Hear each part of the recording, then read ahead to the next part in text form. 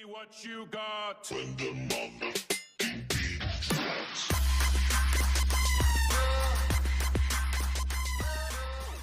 What's going on, everyone? This is Reminets here. This video is a little bit different.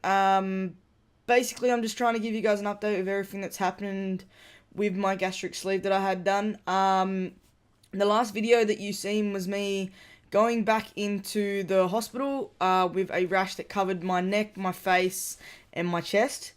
Basically, that was because of my meds that they gave me after surgery, which was endone and morphine. I turned out to be allergic to it. Basically, they kept me in the hospital for about 3 or 4 days after that, just to make sure it was all out of my system. At the time, I had that their version of that brand Zyrtec in my system. They then decided to give me different meds. They then gave me Tremor, which at the time we didn't realize that I was going to have allergic reaction to that because I still had the antihistamines running through my system. When I left the hospital, I ended up with another major rash. Sorry, guys. Another major rash down my face and down my neck, so it got to a point where I couldn't take my meds. Luckily, though, that I was alright not having them because I wasn't in that much pain. But if I was taking one of my Tremor and a Zyrtec at the same time. It was good fun, trying to balance the two. I did do a allergic reaction test. They came back the fact that they couldn't find anything because there was a lot of things I have been allergic to lately. Which is very confusing compared to this. So after the surgery, I ended up with a lot of allergic reactions. Not just food, any kind of products, certain hair nets I wore at work, certain chemicals, certain foods. But they couldn't really diagnose what it was in particular because I had so many different off and on allergic reactions. So I could have something one day, it was fine, the next day I'd have a reaction to it. So they couldn't quite work it out. So they just put it down to like stress rashes. I don't know. So on the other hand of that, the surgery went really well. I'm quite happy with it. I'm now, as you can see, comparison to me here, to the photo that I will compare it to, I have lost 42 kilos. Extremely happy about that. I do PT once a week. I would love to do it more, but with the fact that I'm actually leaving Australia, it makes it very, very hard to try and organise something. So that's one big thing as well. I got a job up in Canada, so I will be moving there actually in 4 days. I'm leaving. It's been 2 months planned, but I'm leaving in 4 days, which is very, very exciting. I'm just basically starting over new. I am very, very happy for my surgery, and I can't say I regret what I did, but there was a lot of things that I was unaware that could happen. So I did know that there was a possibility that you could become lactose intolerant, but I didn't know there's a fact that your body can pick and choose when it wants to be. So basically now I am partially lactose intolerant, so it depends on the day, I guess. If I have milk or cheese in the morning or something like that, I can't have it for the rest of the day, but then some days I can have it whenever I want, so it's really weird. I know everyone's body's different, so it makes it hard for me to ask certain questions on the gastric site because some people aren't aware of the issues I have because they're different. I did end up going through, which is a possibility. I was told by my doctor that I can constantly throw up and all that and vomit because my levels are low, which we did find out that my vitamin B was extremely low, which is why I was having trouble eating and drinking. I went for a couple of days struggling to eat and drink because everything I did, even water, I would throw it back up. I ended up mostly eating soups because it was the only thing I could keep down, and plus it was fluids at the same time. So there was a lot of things that go on that affected, not everything's good, but mostly I have to say it's about 80% amazing and 20% that just messes me up. So I guess that from what I've been told, it's possibly going to be like that for the rest of the year, just until my body gets like back into order, I guess. No one tells you how strong the cravings are for things. I crave a lot of sugar. I've been avoiding them. I'll have that little bit to get rid of the craving, and then I decide not to have it after that. Which is what my PT said. My PT said not to avoid the craving I want. Have it, it will then get rid of the craving I won't want it, which is very, very true.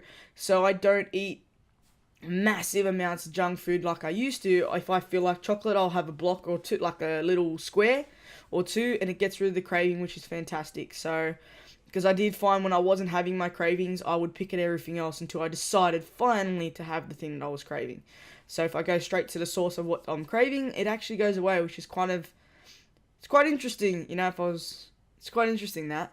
I work like normal. I do eat my foods every 2 hours. I try to do my best with that. With the job, it makes it really hard. Um, I did find that I was having trouble with bread, so I did find that sourdough was the best thing to eat. I can't eat pork, like the actual pork bits and all that. That was one of my favorite things. But I did find if I felt like pork sausages were best. Some foods I tolerate, some foods I can't. I did find that I did try and drink those mineral waters, but I wasn't a big fan of them. But I guess they give you what you need. Yeah, do it, motion. Other than that, guys, I was just trying to give you guys a little bit of an update with how I've been going. I'm very, very happy with my surgery. I'm very, very excited to where I've got. I now go outside more. I don't sit behind my computer much. I've actually got my own mountain bikes. I've got back into my bikes. I've actually been up into the snow a couple of times. I've been actually getting on a snowboard. I've actually been going out more. I've actually enjoyed. I've had more energy. If anyone asks me, because everyone tells me I've changed and all this, and you know what? I'm happy I changed because I think I've changed for the better.